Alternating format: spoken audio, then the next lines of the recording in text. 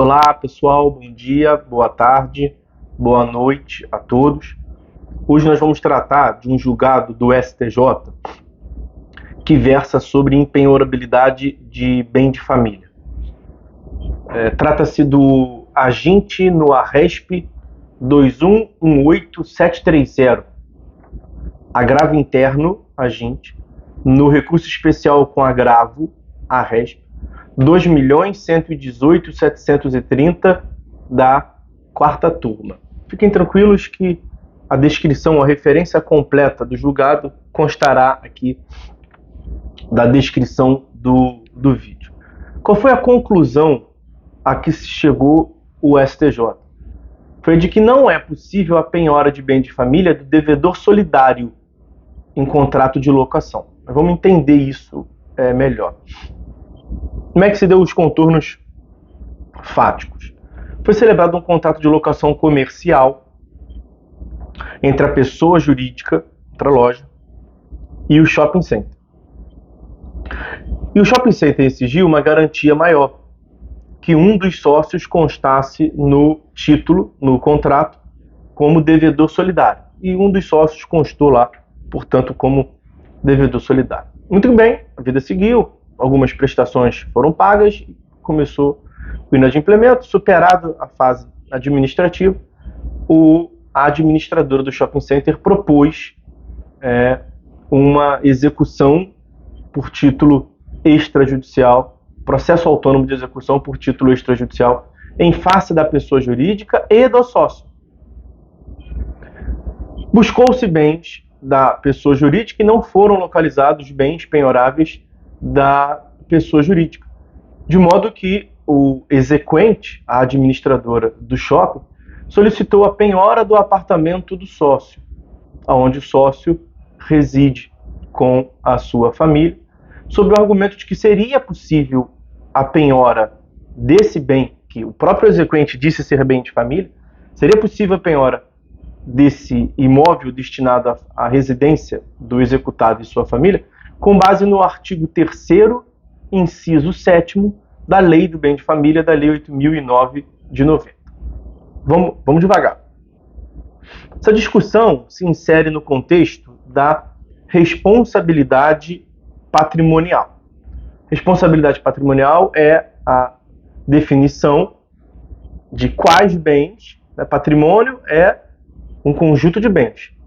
Responsabilidade é um conceito inerente ao direito processual para definir quais bens, portanto, responderão, quais bens estarão vinculados à satisfação do débito exequendo. No artigo 789 do CPC, nós temos ali um indício. Na verdade, o legislador diz alguma coisa, mas não diz nada. Que ele prevê assim: o devedor responde com todos os seus bens presentes e futuros, salvo as exceções legais.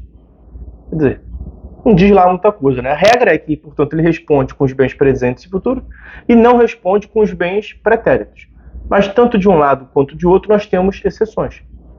Os bens pretéritos que a princípio ele não responde, ele pode vir a responder, desde que a alienação tenha se dado de modo fraudulento. Isso não é importante para esse caso aqui.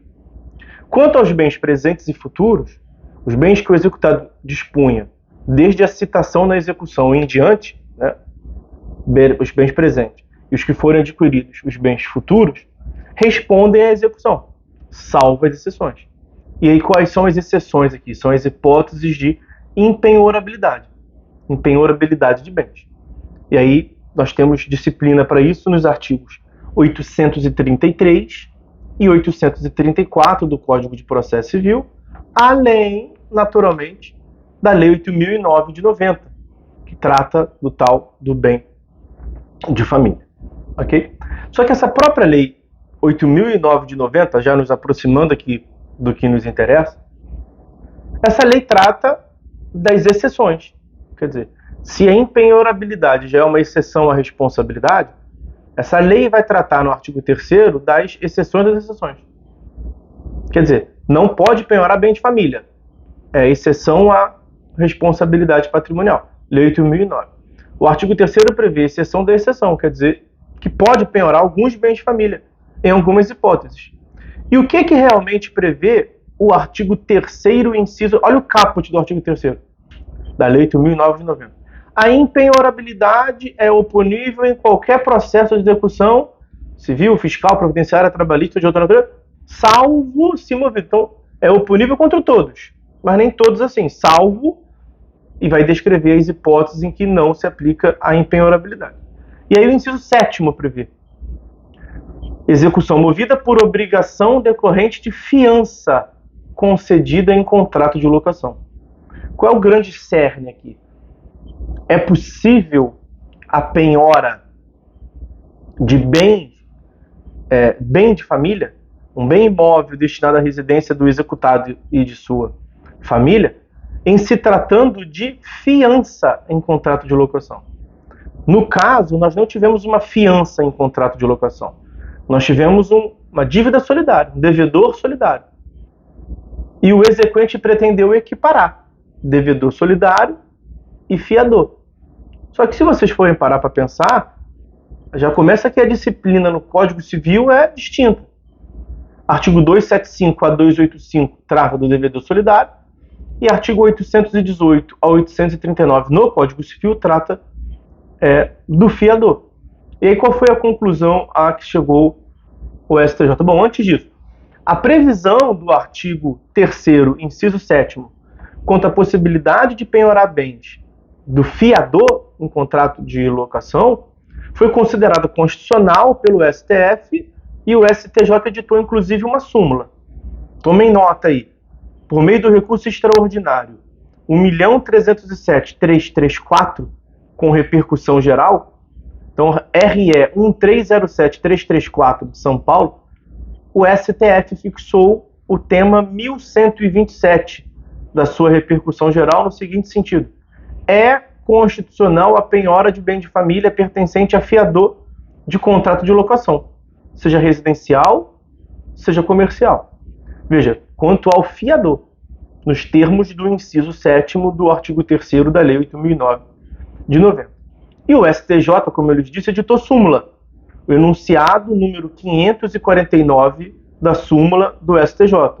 Súmula 549, aspas, é válida a penhora de bem de família pertencente a fiador de contrato de locação. Então, meus amigos, qual foi a conclusão a que chegou o STJ nesse julgado de agora? Que não é possível equiparar fiança a devedor solidário.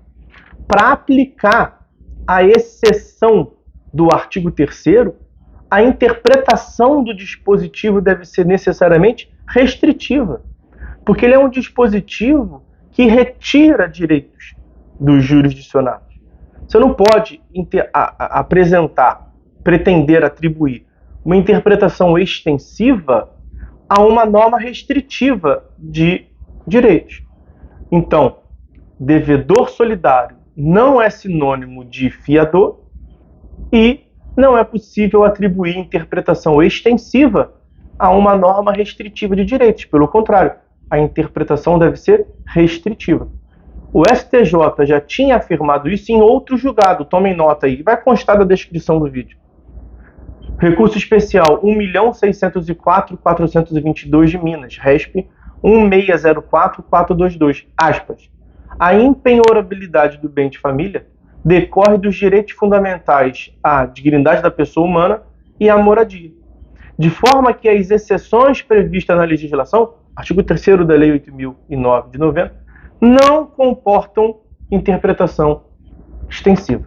Ok? Então, essa conclusão a que se chegou, esse julgado, não se pode confundir, nem se pode equiparar devedor solidário com fiador para fins de penhorabilidade do bem de família, a teor do artigo 3º, inciso 7º da Lei 8.009 de 90.